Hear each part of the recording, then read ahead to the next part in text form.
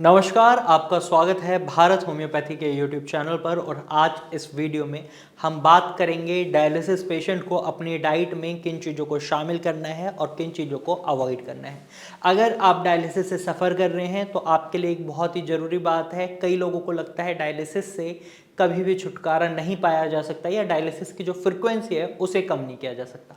Bharat homeopathy में dialysis के patient की जो डायलिसिस की फ्रिक्वेंसी है उसको कम भी किया गया है और कई पेशेंट का डायलिसिस बिल्कुल बंद भी करा दिया गया है।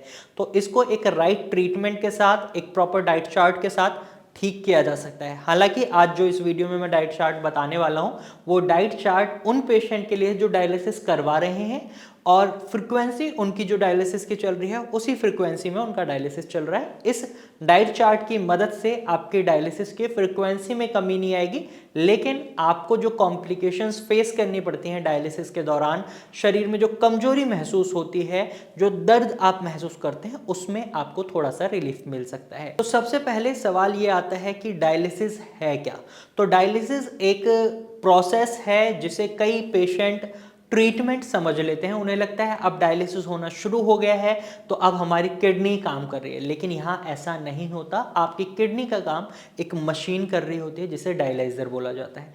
डायलाइजर मशीन में आपका ब्लड जाता है, फिर वो मशीन उसको फिल्टर करती है और वो साफ ब्लड आपके बॉडी में दोबारा डाल दिया जाता है। तो यहाँ पर हमें एक चीज देखने को मिलती है, जो ये डायलाइजर मशीन है ये आपके ब्लड से प्रोटीन को निकाल देती है, इलेक्ट्रोलाइट्स को निकाल देती है, जिसकी वजह से शरीर में बहुत कमजोरी बन जाती है पेशेंट के। तो ऐसे में जो डायलिसिस के पेशेंट होते हैं उन्हें प्रोटीन रिच डाइट खाने के लिए कहा जाता है। अगर वो वेजिटेरियन है तो वो दूध, दही, पनीर और दालों का सहारा ले सकते हैं, खाने में इन चीज़ों को शामिल कर सकते हैं। वहीं अगर वो नॉन वेजिटेरियन पेशेंट हैं तो वो एग वाइट खा सकते हैं और फिश खा सकते हैं, चिकन सूप पी सकते हैं।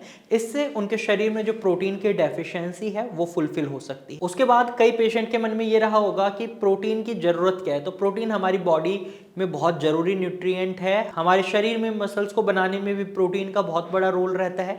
ये एक ब्लॉक की तरह काम करता है। जब भी हमारी बॉडी में कोई भी दिक्कत आती है, हमारे इम्यून सिस्टम को भी प्रोटीन की मदद की जरूरत होती है। तो ऐसे में प्रोटीन की डेफिशिएंसी आपकी डायलिसिस प्रॉब्लम को और ज़्यादा बढ़ा सकती है, उसकी फ्रिक्वेंसी को बढ़ा सकती है। इसी वजह से जो पेशेंट डायलिसिस करवा रहे होते हैं उनकी डाइट में प्रोटीन को शामिल कर दिया जाता है। वहीं अगर आपका ब्लड प्रेशर बढ़ा रहता है तो ऐसे में आपको नमक की मात्रा का खास ख्याल रखना है, क्योंकि अगर आप डायलिसिस करवा रहे हैं और उस समय आप नमक का भी सेवन कर रहे हैं, बहुत अच्छी मात्रा में नमक खा रहे हैं, खाना बना रहे हैं, सब्जी बना रहे हैं, उसमें नमक डाल रहे हैं, तो ये आपकी डायलिसिस की फ्रिक्वेंसी बढ़ा सकता है। क्योंकि नमक की वजह से आपकी बॉडी में फ्लूइड रिटेंशन बढ़ सकता है, साथ ही साथ ब्लड प्रेशर हाई रह सकता है, जिसकी वजह से डायलिसिस की फ्रिक्वेंसी बढ़ सकती है।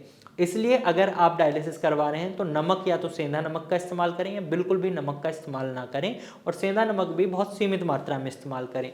वहीं आपको अपनी बॉडी को डिहाइड्रेशन से भी बचाना होता है। जितना डॉक्टर ने आपको लिक्विड इनटेक अलाउ किया है डेली बेसिस पर, उतना ही लिक्विड इनटेक करें, ना तो कम करें ना ही ज़्यादा करें।